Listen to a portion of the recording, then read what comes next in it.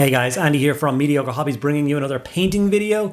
Last week I did Mephiston for the Blood Angels, and you guys seem to really enjoy the idea of a series like that where I go through some of the character miniatures that I have to paint up.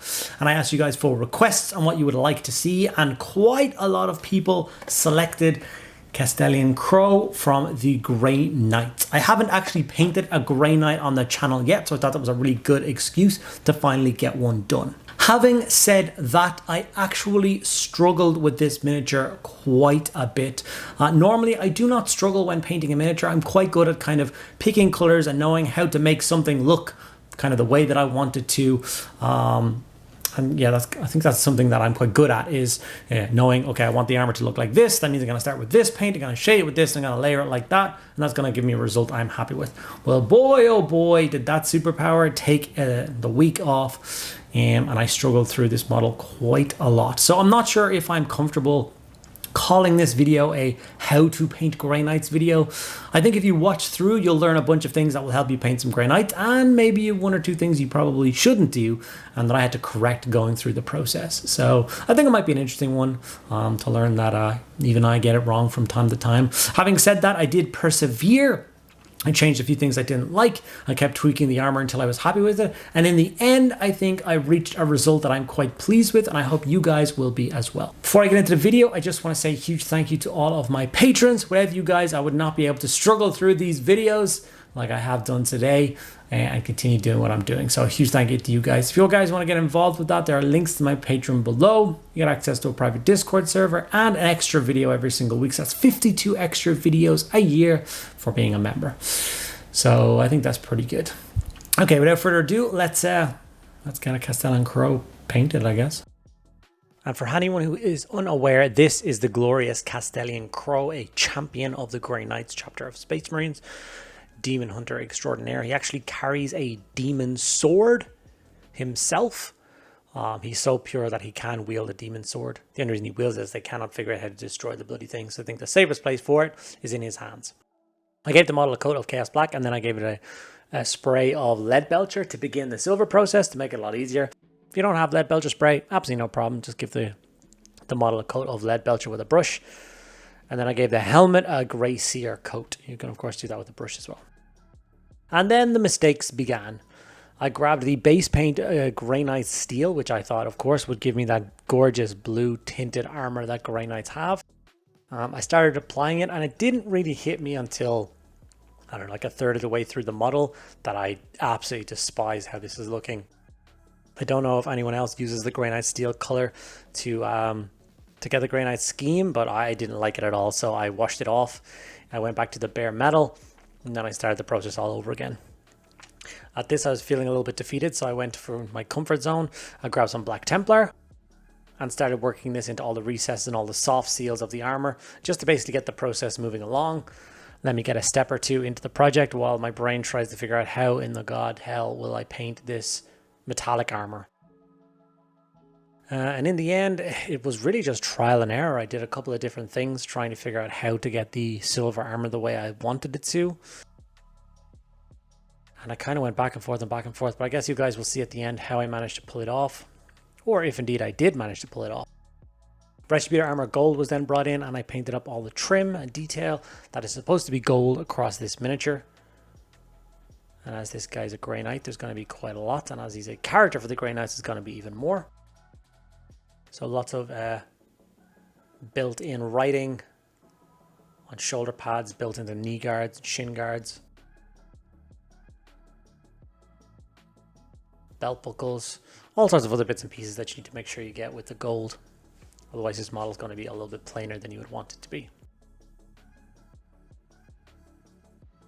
After I'd gotten the basic gold and silver, it was time to start shading. So I went for Drakenhof Nightshade. Once again, trying to get that kind of bluey tinge to the armor. And I did like how this was looking, but of course it was going to be too dark and too dull, and I'm going to try and brighten it up a little bit. But the shaded down metallics with the Drakenhof Nightshade did give me a really nice result, and something I've stored in the back of my mind for future. I definitely think I can use this. But every time I went back to a reference picture of a Grey Knight, their armor is gleaming. It is so bright. And unfortunately, when I do metallics, I like them to be quite dull and dark. And I fell into my own usual kind of painting style of making it dark. And unfortunately, I had to correct myself towards the end. Looks great from here, though. Okay, to brighten it up a little bit, I went for Ironbreaker. And all I did was dry brush. So I got a small flat dry brush or a medium flat dry brush. And I dry brush all the metallic areas. Kind of lightly, I didn't go crazy. Just to try and catch any of those raised details. Make the armor pop a little bit. This is going to unfortunately go over the metallic or the gold details a little bit too much. So perhaps I wouldn't have gone near the gold until after these bits are done. But then the gold wouldn't have gotten the Drakenhof Nightshade shade, which I thought looked nice. So there's this whole kind of doubting myself, which I'm not used to doing when painting a miniature. Usually I paint with quite a lot of confidence. But yeah, Runefang Steel then for a last dry brush on the metallics. And this even still, at this point, I thought I really liked it. And I was really happy with the result. But later on down the line, unfortunately, I'm going to have to change the metallic recipe just a little bit to bring it more towards what a Grey Knight actually looks like. Which kind of makes these steps redundant. I guess if I could go back to the beginning of this miniature, I probably would have just gone from Lead Belcher without touching anything else, Drakenhof Nightshade, and then maybe a layer of the Runefang Steel, and then maybe a glaze at the end. But we'll get to that bit a little bit later and we'll talk about it more. But as it stands where I'm at, at this point I was liking the metallics, and maybe I should have left the metallics as it was, like this. A little bit darker, a little bit more grungy, a little bit more, I don't know, grimdark, I guess. Of course I dropped the model then. Does this look like Grey Knight Steel to you? I'm not too sure. Okay, to spruce the gold back up, I used a little trick with the contrast, Snakebite Leather. If you put Snakebite Leather over silver, it goes a beautiful gold color. And of course, this allowed me to rebase in all of the gold parts of the model in about, I don't know, 20-30 seconds with this contrast. Very helpful. Here you can see the silver, the belt buckle, which has gone almost completely silver. And as I apply the Snakebite Leather, you can see it just turning beautifully gold. So I'm going to do this across all the different gold parts of the model. And then we're left at this stage. From here, we're going to go to Zandri Dust and base coat in the multitude of different parts. So all of the book emblems that are all over the armor, of course, the pages, those are going to go Zandri Dust. He's got a million purity seals on him, like all Grey Knights will. All of the paper parts of those got done with Zandri Dust. And then, of course, the actual book hanging off his belt. The pages on show at the sides and the bottom. Make sure you get those in with the Zandri Dust as well. Purity seals are definitely something I'm a huge fan of on miniatures. I quite like the look of them. They add that little spot of color in almost in some very dull color schemes. And it's such an interesting thing to add to whatever you want. Like, you can usually get a few spare ones on sprues and stuff. So if you have a particular model that you're not 100% happy with, or you think could use a spot of extra color, just smack a purity seal on it. Add a nice bit of bone and pink to the color scheme, which is how I tend to paint up my purity seals. As you see, even his backpack has 5 of them on it, so quite a lot. Scrimmer Pink is the base coat for all of the wax seals for all of those. Like I said, the bone and pink is something that really jumps out at me when it comes to purity seals. Especially on a paint scheme like this, it's going to jump right off the model.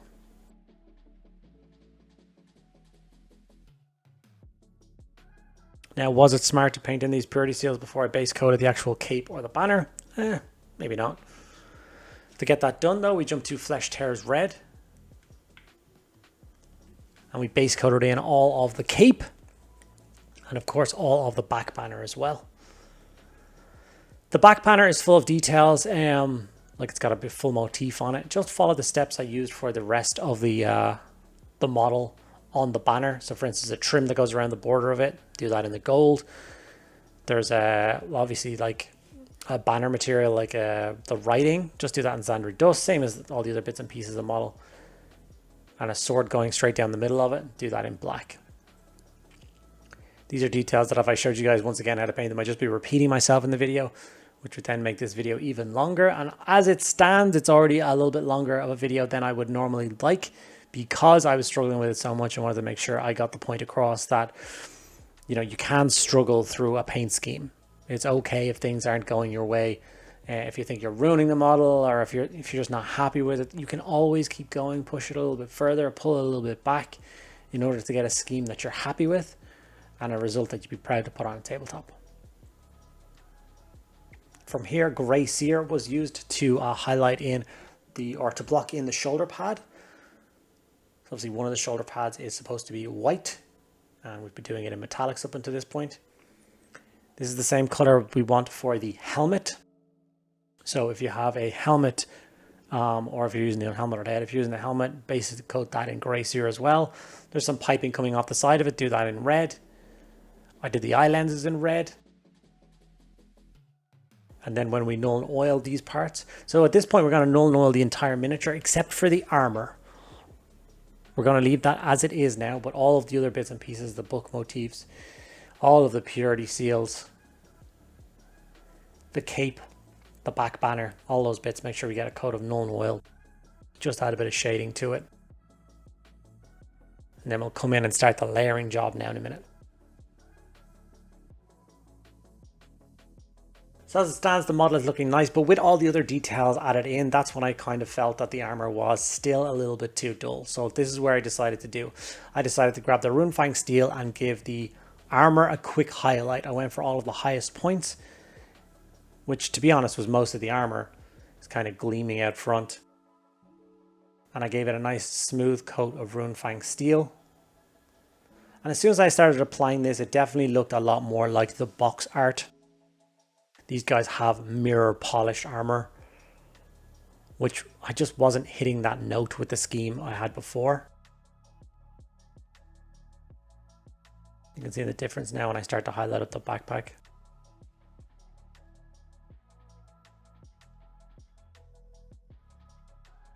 So I'm going to take my time, make sure that that highlight is really sharp. I'll leave some of the darker color in all the recesses. And now the silver jumps off the model. I'm quite happy with that. We are going to do one more step to it at the very end of the video, but it's kind of an optional choice, and I'll explain why in a minute. Mephiston Red is what I use to re-highlight the cape and the back banner. There's also a couple of details on the actual miniature. So his book hanging off his waist. He's got a tilt shield, which has a little bit of red in it. And a few other bits and pieces that if you just nosy around the model, I'm sure you shall find and get them done in a nice red scheme. This is obviously going to require 1 or 2 coats to make sure that you get a nice smooth coat across the cape. It's quite a large piece. Now, having said that, the cape is meant to be red on the inside and white on the outside. I did not like that. I do not like painting white capes. It is horrible. So I just did it all in red, and I really like how it looks. Karak Stone was then brought in to highlight all of the bits we did Karak Stone before, or all we did Zandri Dust before. So all the purity seal parchment, all the interior of the books, and any other bits and pieces like that, we did it with this color. It's once again a nice, simple and effective step for painting the model. It was then time to highlight up the whiter areas. Now I usually don't go for pure white when I'm highlighting. Celestra Grey I think is a great color for starting it off.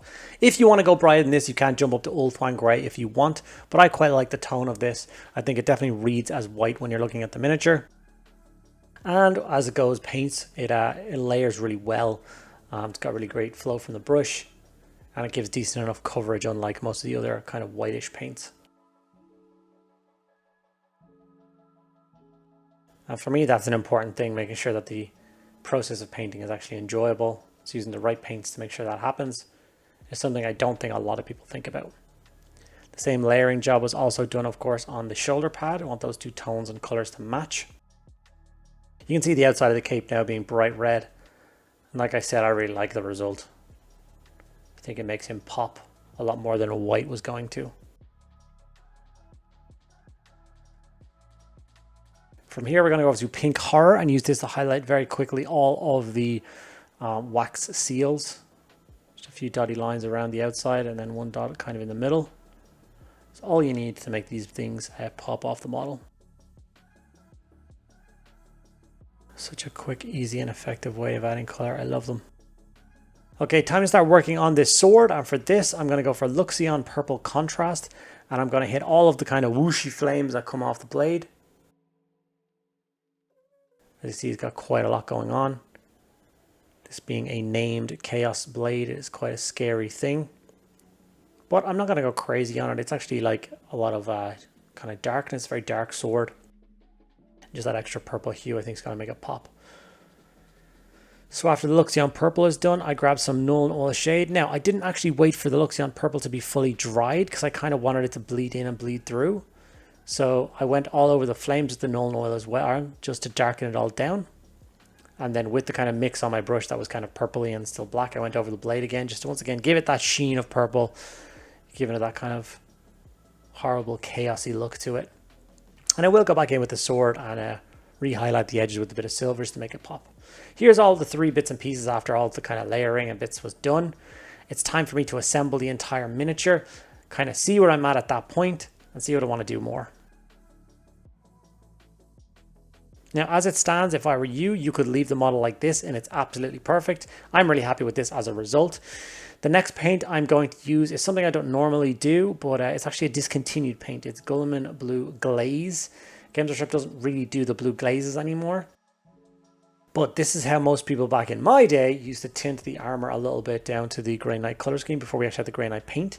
So you just take Guilliman Blue Glaze, add it in a touch of water, and give a very thin coat to all of the silver armor panels. And that pushes that silver tone into that shimmering blue tone, which kind of Grey Knights are more famed for. Like I said, it's okay if you don't have that. I really liked the scheme before, but I wanted to give it that blue team just to, I don't know, make it look the way it's supposed to, I guess. And with that, this is the final result of my Castellan Crowe. It was a journey and a half to get this monster to this stage. It had some ups and downs. I enjoyed painting some parts and absolutely hated painting the others. Hopefully, if you guys watch this video, you can take bits and pieces it out, and it will help you to paint some Grey Knights. I would like to know in the comments if that's how you feel, if you think the video is a waste of time, or yeah, just your genuine thoughts on it, because this one was definitely a pain to do. Hope you guys enjoyed some of the still images at the end showing how the result was. And yeah, you enjoyed it. Okay, and there we have it, a finished miniature. Like I said at the beginning, I am quite happy with how he turned out. I'm just not a massive fan of the process that it took to get it from the bare plastic to what it is now. I think you can probably see a couple of steps that you can cut out and change and still get a fairly close result. I hope you guys enjoyed this this little video. I know it's a little bit different, and I just didn't want to lie to you guys and pretend like the entire process is always sunshine and rainbows. It does go wrong for us as well, and I think the important thing to take away from that is not to just give up, throw the model on a shelf and never see it again. Persevere through, change what you don't like, and try and get the model done. I promise you'll be happy with that. Then you will be kind of leaving it behind or abandoning it. Okay, if you did enjoy that, make sure you give the video a like. Subscribe to the channel if you are not already. 2/3 of the people watching are not subscribed, and that's just shameful. And if you have any questions about today's video or any other video, just let me know by putting a comment below, and I will get back to each and every one of you guys. Thank you guys so much for sticking around at the end of the video. I'll see you in the next one.